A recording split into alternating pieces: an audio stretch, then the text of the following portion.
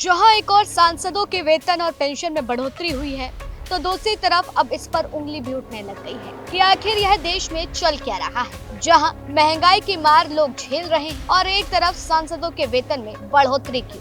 बता दें कि सरकार ने संसद सदस्यों यानी कि सांसदों के वेतन और पेंशन में 24% की बढ़ोतरी में मंजूरी दे दी है। सांसदों के भत्ते में बढ़ोतरी हुई है। सरकार ने कहा है कि जनप्रतिनिधियों के वेतन और पेंशन में बढ़ोतरी का यह फैसला कॉस्ट ऑफ लिविंग और इन्फ्लेशन रेट को ध्यान में रखकर किया गया है। संसदीय मामलों के मंत्रालय की सोमवार को जारी अधिसूचना के अनुसार इस वृद्धि के साथ सांसदों का मासिक वेतन 1 लाख प्रति माह से बढ़कर 1.24 लाख हो गया है, जबकि उनका दैनिक भत्ता 2000 से 25% बढ़कर 2500 हो गया है। पूर्व सांसदों की पेंशन की बात करें तो 24% बढ़ा करके 25,000 रूपए से 31,000 रूपए प्रति माह कर दी गई है। अधिसूचना के अनुसार अप्रैल 2018 के बाद यह पहला ऐसा संशोधन है जिसका उद्देश्य सांसदों के वेतन को मुद्रास्फीति के अनुरूप लाना है। हालांकि यह बढ़ोतरी में से सांसदों और आम जनता के बीच आय असमानता को लेकर नए सवाल खड़े हो गए।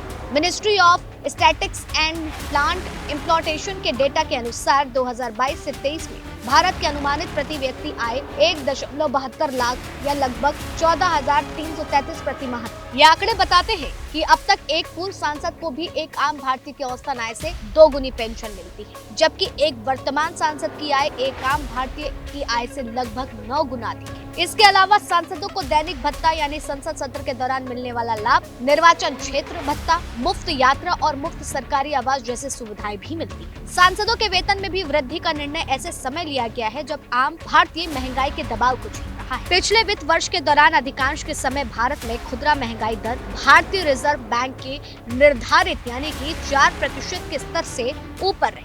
खाद्य पदार्थों की कीमतों में तीव्र वृद्धि देखी गई।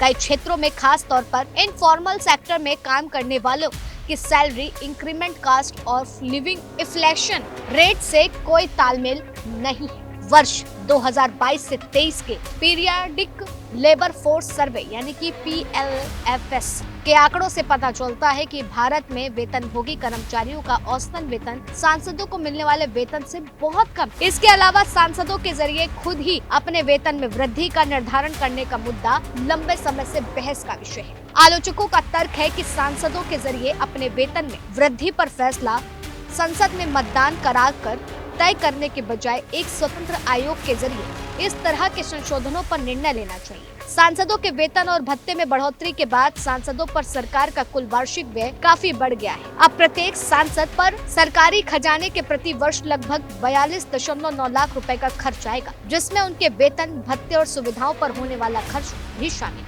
वहीं वेतन में 24% की बढ़ोतरी से ही सांसदों का सालाना वेतन अब व्यय जो है 14.8 लाख रुपए हो गया है। इसके अलावा सांसदों को 2500 रुपए का दैनिक भत्ता मिलेगा। अगर एक वर्ष में 100 दिनों का संसद सत्र होता है तो इस हिसाब से दैनिक भत्ते के रूप में एक सांसद पर एक वर्ष में 2.5 लाख रुपए खर्च होगा। वेतन और दैनिक भत्ते के अलावा सांसदों को प्रति माह 70,000 रुपए का निर्वाचन क्षेत्र भत्ता मिलता है, जो सालाना 8.4 लाख रुपए होता है, और ऑफिस एक्सपेंसेस 60,000 रुपए प्रति माह होता है। तो कुल मिलाकर 7.2 लाख रुपए प्रति वर्ष होता है। इससे अतिरिक्त सांसदों को ट्रेवल अलाउंस और अन्य सुविधाएं भी मिलती है, जिसका अनुमानित खर्च अगर बात करें तो साल प्रति सांसद पर 10 लाख है। इस तरह कुल 788 सांसदों को लोकसभा में 543 और राज्यसभा में 245 के अनुसार पर प्रति वर्ष होने वाला खर्च लगभग 3,386.82 करोड़ तक पहुंच गया है।